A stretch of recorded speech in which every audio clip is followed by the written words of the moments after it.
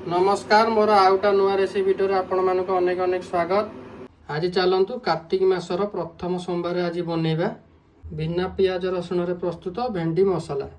को प्रोसेस रे केमिति कोन बनाबो वीडियोटी के आपण संपूर्ण शेष पर्यंत देखले जानि परिबे।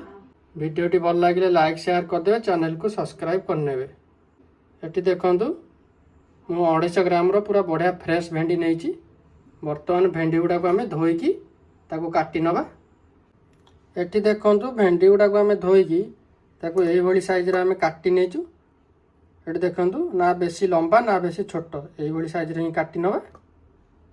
एटी देखंतु गोटे कढ़ाई बसे कि हमें ताको गरम कर नेचु। वर्तमान एथिरे हमें रिफाइन तेल दे देबा, अल्प रिफाइन तेल देबा।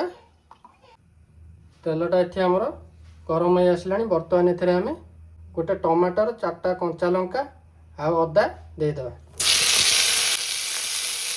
सबको तेल मिक्स कर गोटे 2 मिनिट भाया लो टू मीडियम फ्लेम रे फ्राए करना।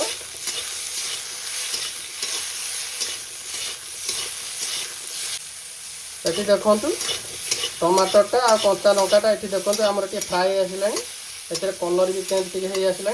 बर्तमान ये सब आम गोटे प्लेट को काढ़ी नवा। ये सब आम ठंडा कर चिकन कर ग्राइंडर रे बाटी नवा। वर्तमान आम भेंडी भाजिया कढ़ई रे तेल दवा। वर्तमान तेल रे आम अल्प हलदी गुंड पकईद, अल्प लुण पकईद।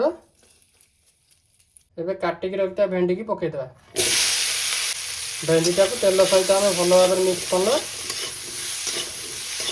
भेंडीटा को आम भल भाव गोल्डन ब्राउन कलर हवा पर्यंत फ्राए करना। ये देखो भेंडीटा आमर तेल सहित भल भाव मिक्स हो गला। बर्तमान भेंडीटा सीझापी लो टू मीडियम फ्लेम रे गोटे घोड़नी घोड़े दो। ये देखो लो फ्लेम रे भेंडीटा घोड़े भाजियार आमर प्राय 5 ରୁ 6 मिनिट भाया होगा। ए घोड़नटा काढ़ी नवा।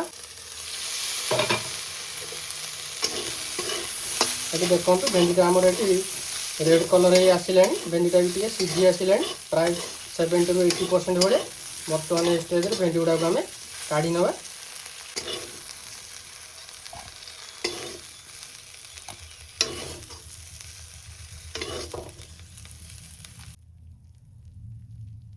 वर्तमान आम मसला कषिया कढ़ई रे रिफाइन तेल दबा। कलर पाई आम अल्प चीनी पकईदबा। चीनीटा देखो ये तेल सहित भल भाव मेल्ट हो गला। कलर भी आस्ते आस्ते से बर्तमान बाहरी आसला। देखो रेड कलर। बर्तमान गोटा जीरा अल्प फुटेबे।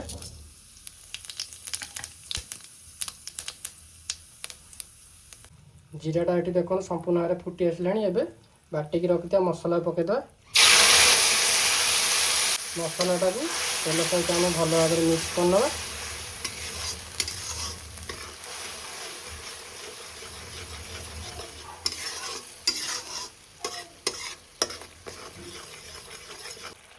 वर्तमान मसला आम हलदी गुंड, धनिया गुंड, जीरा गुंड पकईद।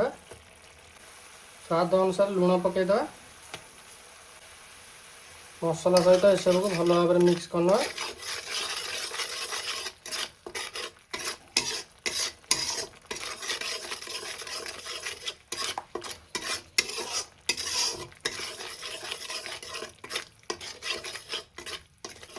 वर्तमान मसला आम हल्का गरम पानी दे दो। मसला सहित गरम पानी टाक आम भल भाव मिक्स करना।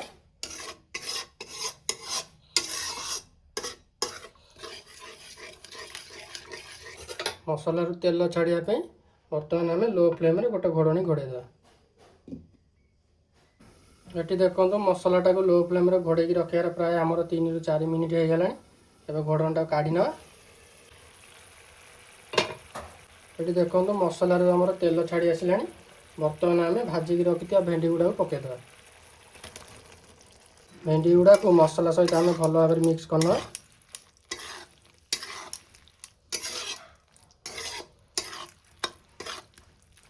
ये देखो भेंडी गुड़ा को आमर मसला सहित भल भाव मिक्स होगा। वर्तमान आम आउ लो फ्लेम रे 2 ରୁ 3 मिनिट भाया घोड़े रखा। ये देखु ଭେଣ୍ଡିଟାକୁ ମସଲା ସହିତ ଘୋଡ଼େଇକି ରଖିବାର ପ୍ରାୟ ଲୋ ଫ୍ଲେମ୍ରେ ଆମର 2 ରୁ 3 ମିନିଟ୍ ଭଳିଆ ହେଇଗଲାଣି। ଏବେ ଘୋଡ଼ଣାଟାକୁ କାଢ଼ି ନେବା। ବର୍ତ୍ତମାନ ଏଥିରେ ଆମେ ଗରମ ମସଲା ଗୁଣ୍ଡ ଅଳ୍ପ ପକାଇଦେବା। କାଟିକି ରଖିଥିବା ଧନିଆ ପତ୍ରକୁ ପକାଇଦେବା। ଭଲ ଭାବରେ ଏସବୁକୁ ଭେଣ୍ଡି ସହିତ ମିକ୍ସ କରିନେବା।